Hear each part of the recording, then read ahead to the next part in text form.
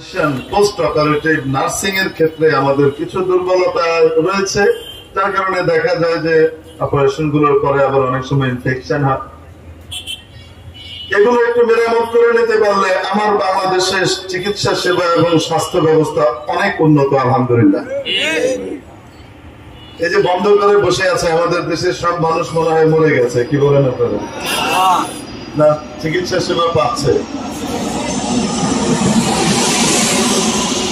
কত রকমের যে খাই খাই ভাব সেবার নামে আমাদের সব চুষে চুষে দিয়ে যাওয়া, এটাই একটা বড় ব্রত ছিল এদের। 16 বছর চুষে চুষে খাওয়ার পরে এরকম ফ্রি ভাবে ওপেন মার্কেট দিয়ে দেওয়া হয়েছে, নাও যত পারো খাও, শুধু আমাকে ক্ষমতায় রাখো, বাস। আমার দেশের মানুষ রান্না করার জন্য গ্যাস পায় না,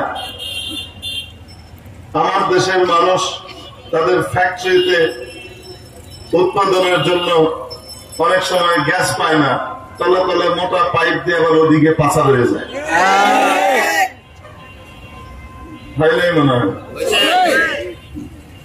এবং যিনি তাদেরকে দিয়েছেন, এটা আসলে আমাদের নিজেদের বক্তব্য না, আমরা তো যারা দিয়েছেন তাদের কথা শুনেই বলছি।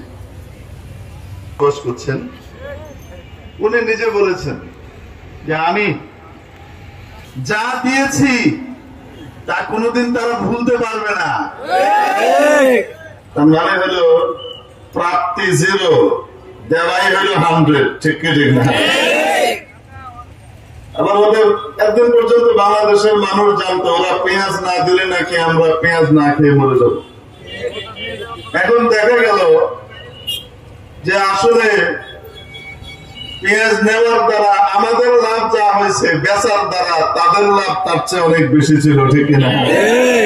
এখন পেঁয়াজ বন্ধ হয়ে যাওয়ার কারণে বাংলাদেশ বিভিন্ন দেশ থেকে পেঁয়াজ আমদানি করছে, তাদের চেয়ে কম দামে আমরা পেঁয়াজ পাচ্ছি। দেশের ভেতরে আমাদের স্থিতিশীলতা মোটামুটি নেমে এসেছে পেঁয়াজের ক্ষেত্রে।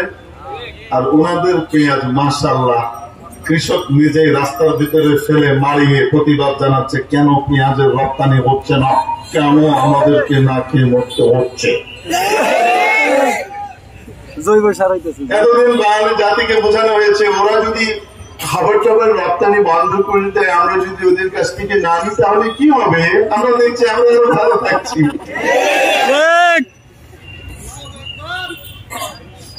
ওরা মনে করতো আমরা ওদের কাছে ঠেকা, আমরা তো দেখি এখন ওরাই আমাদের কাছে ঠেকা। কালচার, ভদ্রতা, সভ্যতা, আতিথেয়তা, মেহমানদারি ইত্যাদির ক্ষেত্রে বাঙালির আতিথেয়তা, মেহমানদারি আল্লাহর রহমতে সর্বজন কর্তৃক স্বীকৃত, ঠিক না? কালচার